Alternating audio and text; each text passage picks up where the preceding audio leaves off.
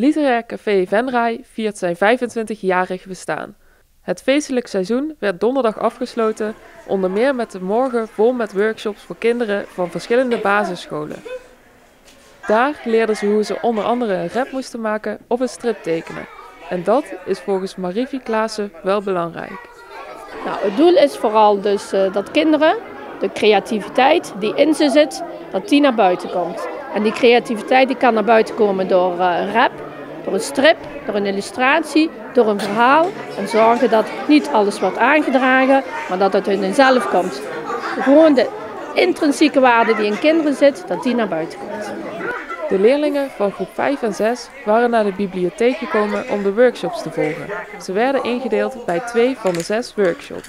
Gertie Jacquet die is vooral met stempel bezig. Dus hoe je met het middel van stempelapplicaties dat in een boek mooi kunt illustreren. Dan hebben wij dus ook Jetty Aller en die zegt van schrijf je eigen boek. Hoe kom je tot een verhaal? Roel Sanders maakt illustraties. Vooral kinderboeken hebben heel veel illustraties.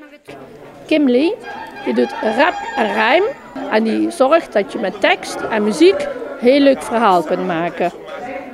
Ted Lensen die doet een workshop striptekenen. En we hebben Annemarie Bon. Als je al die disciplines bij elkaar doet en je maakt een boek, hoe doe je dat dan? En dat vertelt Annemarie Bon. De kinderen waren de hele ochtend bezig om met hun creativiteit aan de slag te gaan. Ze hadden het dan ook enorm naar hun zin met hun activiteiten. Je moet een verhaal verzinnen en dan allemaal vragen opschrijven. En dan moet je dat op gaan schrijven op een blad en dan heb je een soort van verhaal. Ik ben een verhaal aan het schrijven over het huis in Noubes en het moet meer een griezelverhaal zijn. En wat ben je nu aan het doen? Stempel maken. En wat moet je dan doen? Je moet een gum pakken, moet je je naam of iets anders schrijven. Dan moet je op een stempel doen. We gaan gewoon iets tekenen op de gum. En dan gaan we gewoon ik ga een naam doen. En ik ga 1 letter van de naam uithalen. En dan ga ik gewoon kleurtje erbij doen. En ik doe die op papier en dan ga ik achterkleuren. En dan doe ik de andere tot ik klaar ben. En wat vind je ervan, van de workshop? Superleuk. Ja, waarom? Ja, omdat ik gewoon kleurtjes leuk vind en zo.